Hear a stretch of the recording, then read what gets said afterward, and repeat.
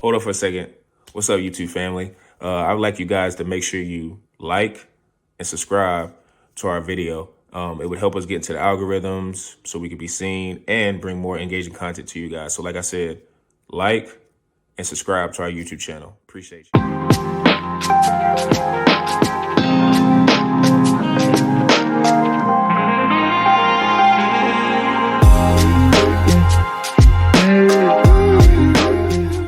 Another edition of the Pick and Downs podcast. I'm your host per usual, Sean Tyson here with my man P. Bush. How you doing? Doing well, man. We're missing Zoo tonight. To my understanding, his girl got last minute tickets to a show she'd always been wanting to see. She got lucky, and surprising. It takes a lot to take Zoo away from a fantasy football discussion, especially the first one of the year here in July. But he's sorely missed, and he'll be back in for the running backs discussion for sure. That's his bread and butter. And today we're gonna talk about the QBs. It's going to be pretty interesting. I've been really in fantasy for probably around a month now, a little bit earlier than you guys. I've been chatting you guys up about it, and it's post July 4th, Sean. So I hope you've at least taken a quick look on your side too. Yeah, man. Haven't hit the 14-team league yet because I feel like I need to be completely locked in just of how that draft usually goes. But I did a 10-man league and a 12-man league. Just did one. So I've kind of eased myself back into the fantasy streets a little bit, but definitely going to be kicking in a high gear at least this week. If you started with the 14 team, I think you might have crashed out way too early. Yeah. You know how I did a couple mock drafts at 14 because my work league is 14, and man, I just keep getting pissed at how far I got to go down towards the end of that draft. And it throws me off like kilter with the 14 because even though I have one league that I'm in like that, it still doesn't make me. I feel like the 10 and 12 starting off with that helps me with 14 just to understand positioning versus if I were going 14 down, I feel like I would overdraft. So it's just a weird method that I do. But like with 14, I'm definitely going to be getting in high gear with that. So probably at the end of this week. But speaking of fantasy, we're going to be starting with our quarterbacks. And, last year we had a bunch of guys, Jaden Daniels, for example, burst onto the scene and kind of finish in a, I don't know, maybe top 5, top 6, top 7 type range. I'm in fantasy last year, but kind of wanted to get P. Bush's idea or his reasoning for, basically quarterbacks that we think will outplay their ADP this year. And who'd you have on your mind? Well, you said Jaden Daniels. I think that's a big one. He kind of fell in that rookie category, right? Where he's going in like the 11th, 12th round. When I'm speaking on all this stuff, I'm usually referring to a 10-man league situation, maybe a 12-man. To Sean's point, we're both in 14-team leagues, but I think everyone's more on the standard to maybe a 12-man side, whatever you consider to be standard, depending on the platform you use. But one of the guys that stood out to me last year that obviously outperformed was like a Baker Mayfield, man, not a rookie. Had kind of been, I think, in his second year in the new situation, and popped off. I think he finished QB4 or QB3. I mean, it was like ridiculous, somewhere around there. And we also got to credit that the majority of that was actually without Chris Godwin, right? Because when he got injured, so the fact that he was putting up those numbers with, Kate Otten, obviously we had Bucky Irving's season last year in the receiving end and rushing, Rashad White still being involved as well. Good old Mr. 1000 himself, and he got it on one of his last catches last year, Mr. Mike Evans. So, a guy I'm going to talk about is actually not a rookie, and that's a man I've loved talking about on this podcast over the 4 or 5 years at this point, and that's Justin Fields, man. I really think, we talked about him. I know we're going to get into a couple of the other quarterbacks later on in the segment, but right now, when I've been drafting, I think he is a little bit overdrafted. I think on ESPN his ADP is around like 120 in half-point PPR leagues. Obviously, a quarterback, depending on if it's super flex or you guys play a 2-quarterback league or whatever, he's probably going to be valued a lot higher, of course. But you can get him in like the 10th round. Now, you could approach this 2 different ways, right? You could go, one of the top 4 quarterbacks within the first 3 to 4 rounds. And when I say that, Jalen, Lamar, Jaden Daniels, and Jalen Hurts, right? Those are the big 4. Sadly, Patrick Mahomes has burned too many people the last 2 years, so he's fallen out of that category. Hey, he might be another guy that could outperform his ADP this year. But Justin Fields, man, you could go with one of those first 4 and draft this guy as a backup, i.e. more so a trade piece as we all know, there ends up being at least one or two teams that kind of vie for a quarterback towards midseason. You could go that route, or you could completely fade quarterback early on and rely on Justin Fields and maybe another solid QB2 towards the later ends, like a Dak Mhm. Prescott, Trevor Lawrence. Some people are in on again this year. I might actually switch my tune a little bit. I think he might have a little bit of a bounce back year just because of the coaching Yeah. situation. But that's also the reason why I'm picking Fields, man. He's got the rushing upside. He's in a completely new offense that I think is built around him, right? Obviously, they have Garrett Wilson and they have Brees Hall, but they gave him a $20 million a year contract, 2 years, $40 million. They're saying, hey, we want to give this kid a chance. He's still super young. We know the arm talent is there, and obviously we know the rushing talent is there.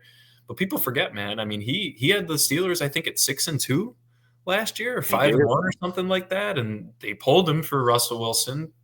Lord knows why. But Yeah.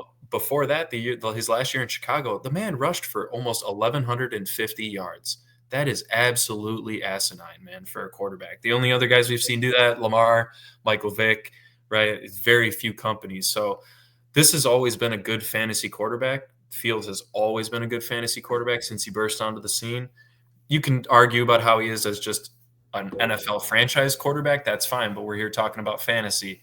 And Yeah. Reese Hall is not a guy that takes away goal line touches, and I think that's the biggest thing because Fields isn't a bruiser like a Big Ben or a Jalen Hurts or even a Bo Nix to an extent, where you can really rely on him at the goal line. He's so quick and flashy that those little options on the outside, get a couple blockers out in front, pull the tackle. He's going to get at least.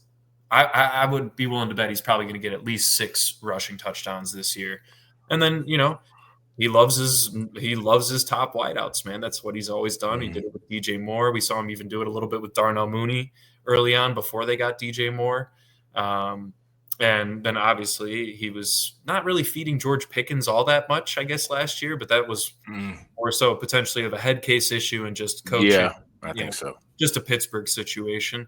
But I am all in on Garrett Wilson with him, and I think he'll only make Justin's life a lot easier. So, where he's at in ADP, I do think people will overdraft him just because of all Yeah. the hype about it, especially, and this is more so personally for me, I am in leagues with Chicagoans, man. They know what he is about, they know his talent, and they know his fantasy impact. So I do think that he might end up going earlier, kind of around that Bo Nix range, maybe 8th round, something like that. But if he falls to the 9th round and you have a stud quarterback, it might not be a bad idea to get Justin Fields on your roster as well. At that time, you're either getting another solid flex potential, right? Kind of on the cusp. Can I throw him in on Mhm. bye weeks?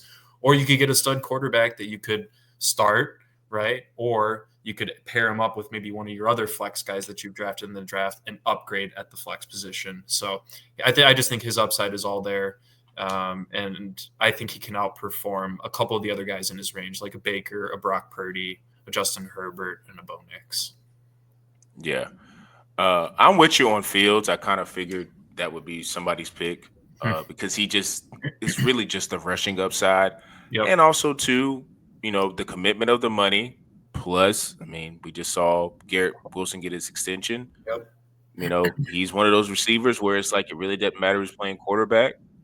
He's going to get open. And if he gets open, Justin Fields is going to find him because one thing he likes to do is key in on one receiver, a la DJ Moore. So that is a possibility. Like the upside of that relationship being like a almost like a stack situation, which Yes. I would stack it, but it could be a potential to be like, oh, like if I get him later, it's like, and I already got Garrett. It's like that would be maybe a reason why I get him because even though the quarterback I have, I drafted in front of him is better. Like maybe those two stacked together could be worth the point. So yeah, I'm all in on Justin Fields too. I think also too with that um I cannot remember the name of the I think he was the defensive coordinator or DB's Aaron coach or Glenn. yeah, Aaron Glenn. I think with him and Brees just rushing, I think they're going to have a lot of opportunities to get rushing touchdowns. And I think Yep. Justin 6 might be a little bit too light. Like he might be in a situation where Mm. he's getting a lot of rushing touchdowns. So I do like his upside and his potential for sure. But I was thinking of a guy who has been up and down in fantasy. That's mainly been because of injury, and that's one Dak Prescott.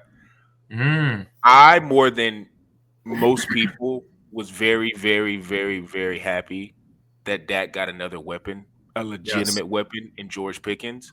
Uh, Head case or not, he's super, super talented. And I think we all know who the alpha dog is. It's CD. I possibly think George is in a contract year. I'm not too sure. It's either 1 or 2 years he's got left. Yeah. Um, I Not think sure so. off the So top.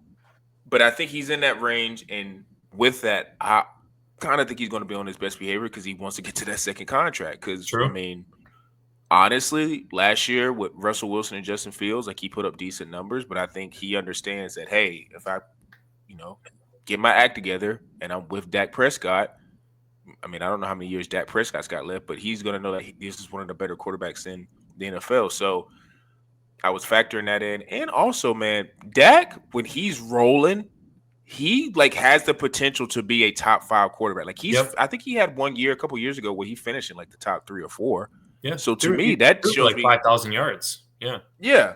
And Schottenheimer, I know he's got the pedigree with the last name. I'm not gonna sit here and say I think he's gonna be a great coach because I don't think he's had any type of experience where it would lend to that. But I do know since Dak has been there and he's been past his rookie or second year, he's been in pass happy offenses. So to Mm. me, I think there's going to be several opportunities for him to put up massive yards. The only thing that one could say is like, oh, is this a, kind of a risky play is injury, of course, and is his rushing ability still there? Like, I think he'll be able to get outside the pocket, but he's not going to be pulling off 20, 25-yard runs. No. So a lot of this is going to be with his arm. Maybe some could also argue like who's their running back, and maybe like the running game is not solid. He won't be able to make explosive plays down the field because the defense. I don't know too much about that. I probably, if I had to guess, is going to be running back by committee. But I'm just excited to see him and George Pickens and Jake Ferguson too is one of the better tight ends. I think he's going to obviously eat with those two receivers on the field. So I'm very, very high on Dak. If I had a place where I think he could maybe finish this year is I think they had like his ADP was around like 12, 13, 14 range. He could definitely, I almost want to guarantee he can finish inside the top 10. And Yeah. on the highest of upside, he could maybe be top 7, top 8 with those two guys. You, But you could go risky, Sean, and you could go like you go Fields and Dak if you just fade quarterback completely and take those two, and just you're taking a little bit of a gamble for two different reasons, right? But if one of those two hits or both of them hit, man, you are in a prime position, especially. And to your point earlier, I liked what you said. You have two stackable options with Dak, and you have a guaranteed stack with Fields. If you can get Garrett Wilson, you could get all three if you really wanted to, actually. Now, I wouldn't recommend taking CD and George Pickens, but they could get enough volume. To your points. Javonte Williams is the lead back, and maybe he has a resurgence, but it's going to be a pass-heavy offense. Yeah, and Schottenheimer feels like since because he was over McCarthy got fired, I feel like Schottenheimer's more of the hey, we're just going to continue to do things that are in the same vein. I don't feel like he's because he almost feels like I know he's a Schottenheimer who's like, oh my god, I'm lucky to even have this job. I'm coaching the Dallas Cowboys. Jerry believes in me, so I feel like he's not going to do a lot of things to rock the boat. He's not going to bring in like, oh, we're going to go rushing and doing all this type of stuff. Because I feel like if they were really serious about rushing the ball, all due respect to Javonte Williams, they would have maybe got a guy in there who was a little bit more of a bell cow. Yep. So to me, I think they're just going to continue business as usual. It's the only downside of this is if Dak gets hurt because he has had a bunch of serious injuries. I mean, I was reading, I think he'll be ready by training camp, but he had a little bit of a hamstring thing. So I don't know. Hopefully he stays healthy, and if he is, I think George Pickens is definitely going to be on his best behavior, and it might even open up CD even more so. Those are the guys I was looking at. Maybe one other guy I was kind of maybe like he can maybe outperform it. Is Jared Goff just because of all his weapons, but I don't know. Yeah, he just doesn't have the rushing upside. In a 14-team league, you should take him as QB2. Yeah, for sure. Yeah, in a deeper league, definitely. He's just for me when I talk about trying to outperform the ADP, I always look at the rushing aspect, and I know that's kind of going beside my logic because I just talked about Dak, but. He's a little bit of a different category because he just is usually prolific. Because we always joke on this podcast about usually when they get down a lot, he's just chucking the ball for like this whole second half. So who cares about the player, like you said, about, hey, is this player going to be able to lead them to the playoffs? Nobody cares about that. We are only looking at if this person can put up stats. And Dak, love him or hate him, he puts up the freaking stats. So he does. Garbage time or not, it's still points. Yeah, for sure. So we've both benefited from fantasy matchups on the garbage time. It happens, man. Yeah. It And you know happens you all the love it time. when it does to you, Hmm. not Yeah, against you. for sure. So, yeah, those are my guys I have for my Yeah. QB. That can maybe overperform it. But going into our next question, I kind of put this in here because I was thinking about P. Bush and this guy Caleb Williams. Mm. Both of these two guys came in last year and they were rookie quarterbacks, and one was a number one overall pick, and one I think was a top 10, top 11 pick. I'm not sure. Bo He might have was been 12th overall or something like that. 12. So he's basically in the top 15, and let's just be honest, both of them had different expectations. Very. I'm gonna be fully transparent with Bo Nix. I was not very high on him because I felt like, hey, he was at Auburn, he was kind of mid. He transferred to Oregon. I felt like he was a creation because let's face it, if you watch college football, most Oregon quarterbacks always put up great numbers. So I was just like, he's a product of that system. But he came in, I guess it does matter where you get drafted, and he got with Sean Sure Payton. does. So I kind of wanted to ask P. Bush what was his thoughts in terms of who do you think out of these two quarterbacks could be a league winner, Bo Nix or Caleb Mm. Williams? I think if you're posing it as a league winner, I think you automatically have to lean Caleb just because of where you're Mm-hmm. drafting him, right? Yeah. Like the value that you're like, you're taking Caleb in probably the 11th round or so, and he should be your quarterback too. Like if you took Yeah. Fields and Caleb in back-to-back rounds, I don't think that that's a bad quarterback draft. Like you're getting more of a pocket passer with some rushing upside versus a rushing quarterback with some passing upside, right? They kind of complement each other, and I'm very familiar with both of those guys.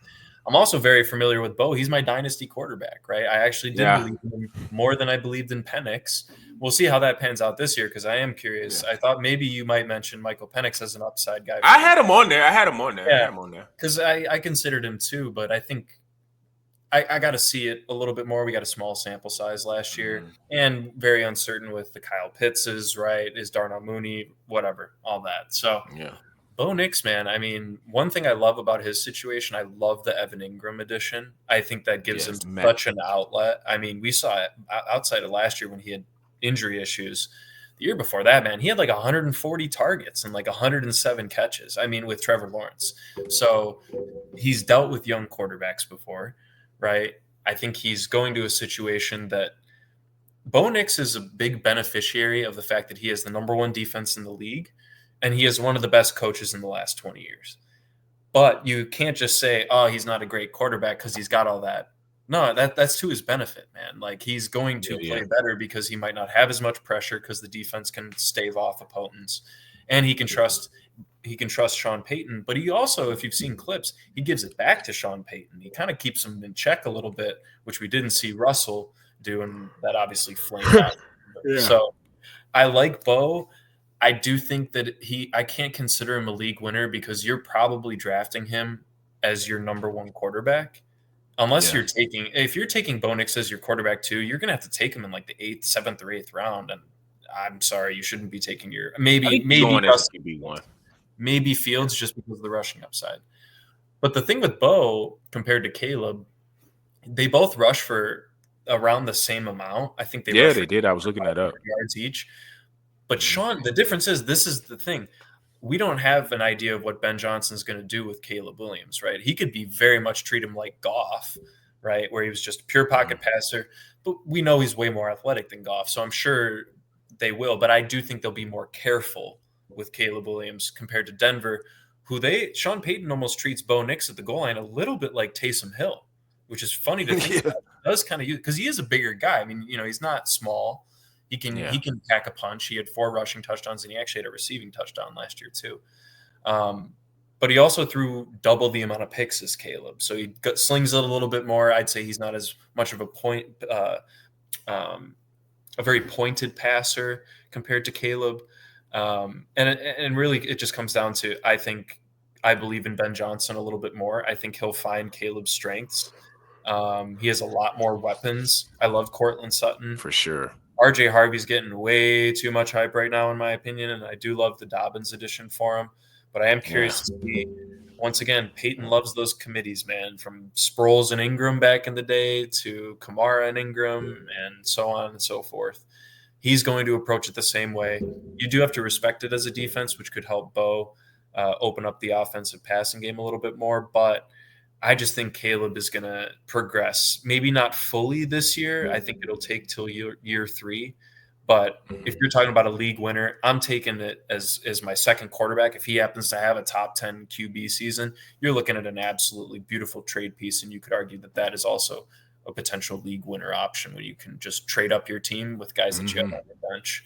So I'm going to go with Caleb. Yeah, I know. I got the bias here. I do think he's not saying they're going to make the Super Bowl. All right. 9 or 10 wins, Yeah. I'm happy with that. Keep progressing as a team.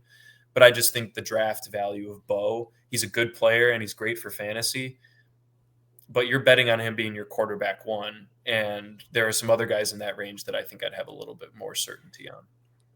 Yeah. Mainly when I was looking through like guys to compare, Penix did come up. I just felt like Penix kind of didn't have a full season, and I mean he did Yeah. look good in the games that he did play, in, especially that Washington game. I felt like he was just dialing up darts to Drake London. But yeah, I kind of figured you would pick Caleb, and if Zoo was on here, I was maybe thinking he would pick Caleb too. So I just came in because I kind of do agree. I mean, it's kind of almost a situation where I don't see a situation where Caleb's not putting himself in a position to be really, really good this year on the field and in fantasy.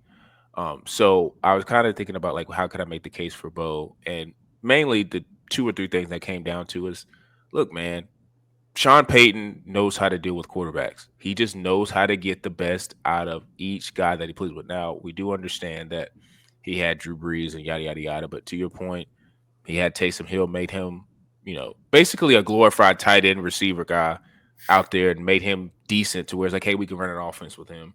Yep. And, Drew Brees, again, he's a Hall of Famer, so they didn't take too much work. But I mean, Drew Brees would tell you, like, hey, Sean Payton is part of the reason why I'm in the Hall of Fame because he knew how to draw him up. And I think it was curious when the draft came around and he was like, I'm singling or zeroing in on Bo Nix. And it's just like, so he's been in college forever. He's kind of, he is what he is. But I think he saw something in him. And one thing that Bo was really, really good at is being a tough guy, being a leader of a team. Yep. And two, was surprised when I was looking up stats and stuff about him that he was third in the league of like 30 plus yard completions. So Yep. it kind of spoke to like, Cortland Sutton is a monster, but obviously he kind of has a really good deep ball. So, Yep. I don't want to think it's going to be like it's a rookie sensation and here comes a sophomore slump. Like that's definitely possible, but Evan Ingram's another massive piece. Like if he can get any type of synergy with him where, he's not just only the guy I'm looking at after Cortland Sutton's not open. Like, hey, I'm looking at him first. And depending on who feeds off of who, maybe Sutton's going to be a person who's going to benefit from that, or Evans going to benefit from that. But Mm-hmm. I do think there's a possibility with Sean Payton maybe trusting him more. Because I mean, Bo Nix, it was a rookie last year. And I know he only has 1 year playing experience, but I mean, he is 25. So that He's probably both speaks to your boys. point too. Yeah, that speaks to your point too of him giving it back to Sean Payton because he's not. I mean, he's halfway to 30, so I think he's like, I'm not a kid. So Right. you can't just talk to me any type of way, and that maybe is why Sean Payton liked him because he probably interviewed him. Was like, oh, this kid's gonna talk a little junk to me. So I think Bo Nix has a path to be really really good to where it would not shock me if he's in the top 10, and I think Again. if he would be a league winner, it would be maybe top 5ish, top 6. Like I can't go like thinking he's going to be up in a just Burrow, Hurts, uh, Allen range. That's hard for me to envision. Yeah. But like, if somewhere were to say, "Hey, do you think he's going to be better than Patrick Mahomes?" He was like, "Yeah, I do," and I would He be was very last confident in year. saying that.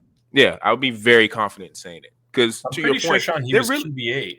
I'm pretty sure he's yeah. He QB. was in the top 10. Like looking at it now, I think he was in the top 10, Yeah. and I'm looking at Fantasy Pros, but yeah, he was QB8.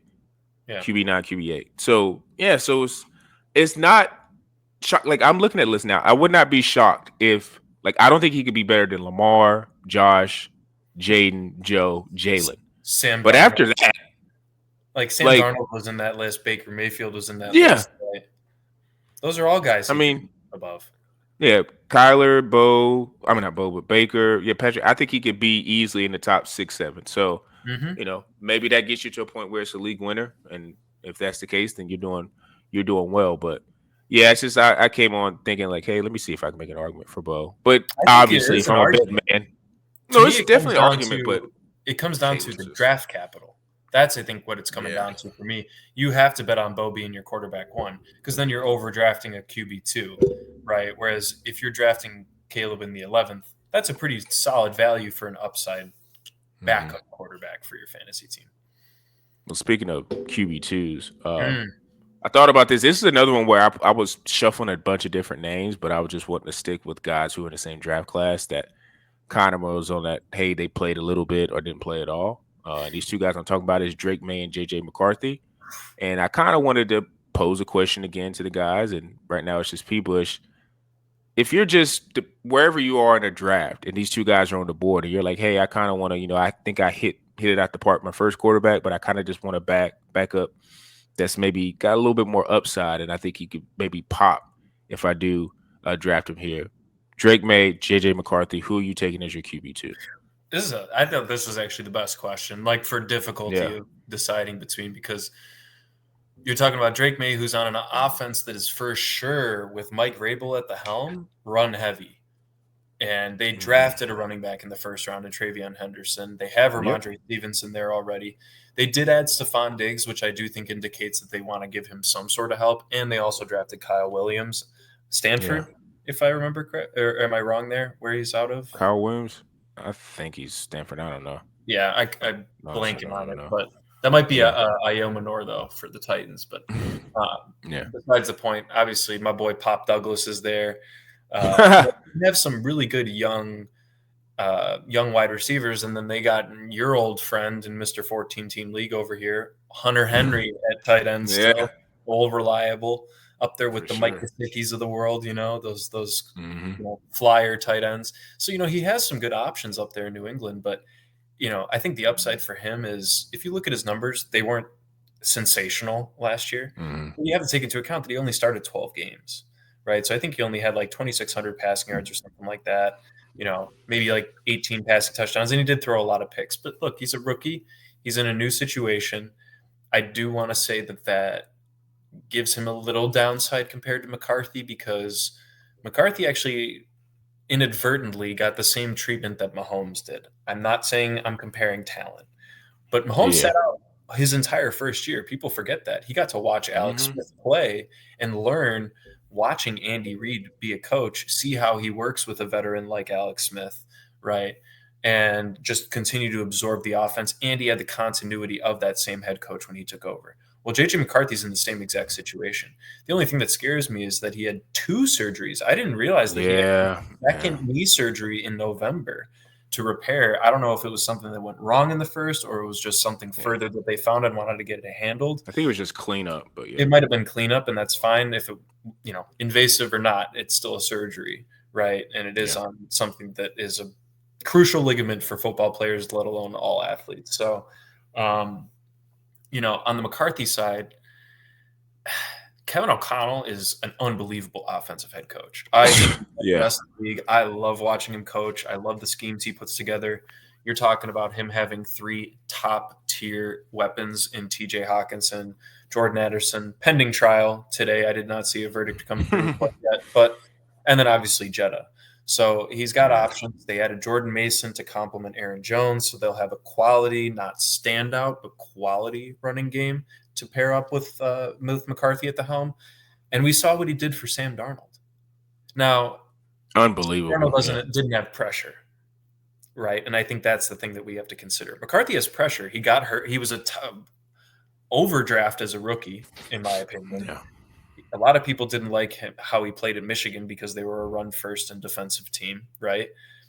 You could argue like Bo Nix actually deserved more credit coming out Hmm. of college, in my opinion, than JJ McCarthy did. And then I he gets agree. injured in his first year and doesn't even see the field, let alone training camp and preseason, right? So now he's coming back in. He's taken over for a guy that literally just took them. How many wins did they have last year? 13. Yeah. And basically had to fight for the By a division, guy like on that was seeing whatever week. Yeah. ghosts a couple years ago. Yeah. So if that guy can do it, well then, man, you're a top 10 drafted rookie. You got to do it, right? So Yeah. I could see this being a bumpy start at the beginning, and I think if it's your QB2, that's fine. You're not worried about it. You probably have Jalen or Lamar or whomever. So I'm fine with it, but that's purely because of the coach and the weapons. But I do think you're in for a rough 4 to 5 weeks, which you should also consider when drafting some Vikings receiving talent. Maybe not Jetta, Yeah. just because he I'm is about who to he say Jetta's. he's Jenna's Jetta, gonna be but automatic. but Hawkinson, maybe I would be very concerned about Hmm. drafting Addison. One, because of the trial Yeah. and potential suspension, but also I feel like McCarthy's probably been working more with Jetta because of all this that's going on, and definitely Hawkinson. So I like McCarthy. I just think Drake May has experience. He's got the nerves out of his system. He's got a new head coach that is for sure bought into him and is trying to help him. I actually really like Stephon Diggs, and I mentioned that earlier, but I think he actually might mesh well. And coming off an injury, we'll see how it is. But I think his rushing upside is also huge. And I just don't see them risking McCarthy like that and giving him a lot of rushing plays unless he really has to. And so you're kind of completely negating that downs or that upside for McCarthy because of the injury. So I'm going to lean Drake May just on experience, getting the nerves Hmm. out. And I think he's just a little bit more versatile of a quarterback at this point. One thing too about Drake May is he still has Josh McDaniels, and as much as I don't like Yeah. Josh McDaniels as a head coach, he knows New England. It's the reason why Vrabel kept him. I think McDaniels could get Drake May, put Drake May in a position to be pretty successful. Barring that Stephon comes back from his knee injury, which I think he'll be fine. Yep. So there is upside with that for sure. And I kind of, if you just put him in the vacuum, I think Drake May's a little bit more of a higher ceiling just because he's not just a stiff either. Like he's an athlete. Like I No, don't think he's a JJ athlete, but I mean, now with these knee surgeries that JJ had, I don't know. Maybe Drake's a little bit more of a bouncier, faster, he's a little more quick like Herbert. twitch athlete. Yeah, so he might be Herbert's that. sneaky. Yeah. Drake May's Yeah, like in that category. and Drake May's built like the modern day quarterback. Like he's not just a sinewy type of guy. Like I think he's built to be a New England quarterback. So I Hmm. think his upside is definitely there, but same thing I'm talking you was just talking about with the weapons and the head coach. People also forget too, like he was part of that Kirk Cousins, run, and not to say Kirk Cousins just exponentially got better, but he was really good under Kevin O'Connell. And I kind of feel like that combined with basically reviving Sam Darnold, Kevin O'Connell has officially went into the space of, hey, this is a quarterback whisperer. Like he needs to be talked about as like, hey, this guy knows offense. He knows how to game plan. He knows how to Yep. scheme whatever he's doing out there on the field to the strengths of his quarterback. So to me, I think about that and I'm like, my thoughts with JJ McCarthy coming into the draft was like, I know he's got skills and I know he's got arm talent, quote unquote. But I mean, I don't, outside of maybe 10 throws a year at Michigan, I never really saw it.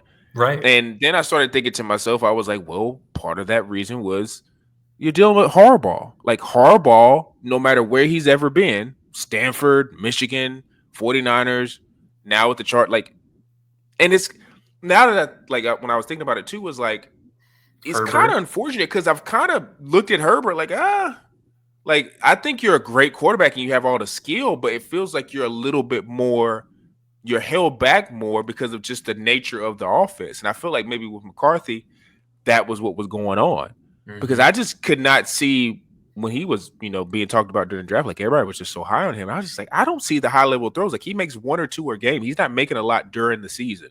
So I look at it now with, just I guess my bias is out the way, and I'm like, well, guess who just picked McCarthy? Kevin O'Connell did. So obviously Kevin O'Connell thinks this is a dude that can figure it out and can run his offense. So I was thinking to myself, like, we know the weapons are going to be there. Addison, I think he'll play. We just don't know if he'll be suspended or whatnot. Jettas is Jettas, and obviously if Addison can't play, they got guys I feel like behind him that are ready to step in and Yeah. assume Naylor. the workload that Addison had. So Yep. I kind of leaning towards JJ just because of the boom or bust aspect of if he hits, which there's a really good possibility if he's healthy again. Because like I said, I totally forgot he had the cleanup knee surgery. So I was like, that kind of is a little, especially he Yeah. had never Sure. played. Like, because more than likely you're going to get nicked up and bruised while you're playing. And I know Yes. you can't hit the quarterback, but that's going to happen. So that makes me a little nervous. But this is fully Kevin O'Connell and his offense, and thinking, oh, I think I can put this guy in explosive plays and the talent to back it up. Because I think if he does hit, it could be a situation definitely with JJ, like, oh, it's week 7 or 6, and it's like, God, I need a quarterback that can be explosive. He's a guy that'll be sitting on my bench. Assuming I draft well with the first quarterback, I could trade him for some, a receiver or a tight end or something to get some draft capital for, because I think he has that potential to do that. And rushing, we'll see. I still think the rushing upside is there because he was a really good athlete coming out. So just I just don't combining see him all of that. risking it. I think that's the issue. Not early, no. I don't think early. I think it's going to take a couple games to Hmm. maybe see him running around to where he's doing like pulling and maybe doing a couple of not zone reads, but just like quarterback scrambles or something like that, or draws. Sure. That probably won't come till middle of the season. That might be too late fantasy wise, but I just think this is Kevin O'Connell's time to shine, and I'm gonna give him complete faith in it, because Yeah, it says something that, I mean, nobody's saying Sam Darnold was just awful, because he did get drafted high, so everybody knew talent was there. But it takes, again, it goes back to situation. It takes a certain type of coach to that's get that fair. type of potential out of you. So listen, man, and I know Kurt towards Achilles, so that's whatever. But I mean, he's almost in a situation now. It looks like he's kind of falling off a cliff, and not part of it is because of age, and part of it is because of his situation with his injury. But also, some could argue like, well, you ain't with the quarterback whisperer anymore, which I think is Mm, Kevin O'Connell. So, I don't know. We'll see. I like I said, I'm gonna leave McCarthy. Like I said, I was gonna maybe put Penix in there too, like coming as a thing, but I because also quite as kept, his weapons are pretty nice too. he, That's what I'm he saying. just don't I have. think Yeah, I do want to speak on him for a minute because yeah, that offense is looking real enticing, man. I mean, everyone knows yeah, Bijan's a top 4 pick, pretty much guaranteed, yeah, unless someone wants to reach on Gibbs, which I would not blame them. I have run into yeah, that decision multiple times, and we'll talk about running backs, I'm sure, in the next couple of weeks. But obviously, Kyle Pitts, it's his breakout year. It's finally here. And, you got Drake London, you got Darnell Mooney, right? So you have one guaranteed great weapon. You have a very solid second wide receiver in Mooney. You have an unproven but talented tight end. If he can learn how to run a damn route, they might yeah. actually do something. And then you have a stud RB1, if not overall in the league. So Pennant, man, he is in a perfect situation. I said this to you guys off the podcast a couple weeks ago, but I said that GM, when he was explaining to the owner right after the draft, taking Penix ahead of McCarthy, or was it ahead of? It might not have been ahead of McCarthy, but it was definitely ahead of Bo, right? Because Yeah, it was eighth ahead of Bo. overall, and Yeah, when they just gave Kirk 180 million, well, that guy's looking like a pretty smart dude right now. And whether or not it pans out, the fact that Kirk Cousins is no longer going to be the same player, in my opinion, yeah, I agree. since his injuries. Penix is in a perfect spot, and that man can sling it. I think Drake London has a great year. He might have the highest upside, actually, out of those three, if I were to take it, just because one, we've seen him play compared to Hmm. McCarthy, right? And he just looks more fluid throwing the football than Drake may, right? So I would probably pick him Very up. decisive. Very decisive. But at this point, I don't see people drafting in a 10-team league McCarthy or Penix. I think they're on waivers at the beginning of the season. Yeah, Drake, Drake, because when I yep, was looking at the ADPs, potential. Drake was a little bit higher than Yep. McCarthy and Penix for sure. Mm-hmm. And people were kind of talking about Drake as like, if everything hits, this is a guy you can get as a QB2 to start, and he has QB1 potential. And I think McCarthy, everybody's like wait and see, and with Penix, they not really wait and see, but they were just kind of like he's a highest of QB2. So, but again, when I watched that Washington game when they were on the road and he just was making fourth down throws and those that throwing that laser to Kyle Pitts in the end zone, I was just like, I don't know, man. Like, there's no rushing upside, so that maybe is what limits him. Yep. But just his ability to process, he's also another guy, 25 years old. So it's like he's kind of He, not scared of the moment. It's I don't you know know. what he could do, Sean? He reminds me a little bit of he's not the same player, but he Yeah, could do like what Herbert did, where he just comes mm, in, he literally throws for like 4,800 yards and like 35 touchdowns, and he rushes a little bit here and there, but doesn't really. But he's still a top 5 fantasy quarterback, kind of a Dax similar, right? yeah, In years past, and potentially what we're predicting this year, right? That would be pretty much what the Falcons are going to ask of him. is to kind of be a stand-in-there quarterback, Yeah. be poised, and make those huge throws. And in Because college, short stint, he's looking like he can do that. it could get really spooky in terms of how high he could go into to your point of like being a top 10, top 5 type quarterback just because of Kyle Pitts, the revelation of him. If he can get anything out of Kyle Pitts, boy, Absolutely. like you know, that could pretend to be well because it's also too you're thinking about the NFC South, and I know that's not their entire schedule, but it's like the defenses in there are pretty good. But I mean, It's actually going to be I an think interesting he, division outside of the yeah, Saints. hmm I know we'll get I think into he has that, a, but yeah, I think he has the potential to maybe win some games they're not supposed to win. So, but yeah, I was just thinking about a lot of guys that are in that QB2 range. It's just like it depends on your draft strategy and how you attack the draft. Like I said, I've always been, and this is mainly because of 14 teams. I've always been super aggressive on quarterbacks, but yeah, every strategy can be brought to the table, and this is why on July 15th, I think you can do a lot of workshopping and seeing what works and what doesn't. Because sure the one can. thing about fantasy is you got to be malleable and you got to be able to move your strategy if you want to win every year. Yeah, So, like I said, this is the beginning of our series. We started with quarterbacks. I think next week we're going to get into the skill positions a little bit, talk yeah, about some of our risers and followers with that. Make sure you follow us on Instagram, Tyson Talks _, YouTube, Quattro Knows, Tyson Talks _ also on TikTok. Make sure you follow us on Apple, Spotify. Give us a thumbs up, 5 stars, whichever one is with Apple, Spotify that allows you to do that to get us in the algorithms. And for me, Zoo, and Peebush, we are out.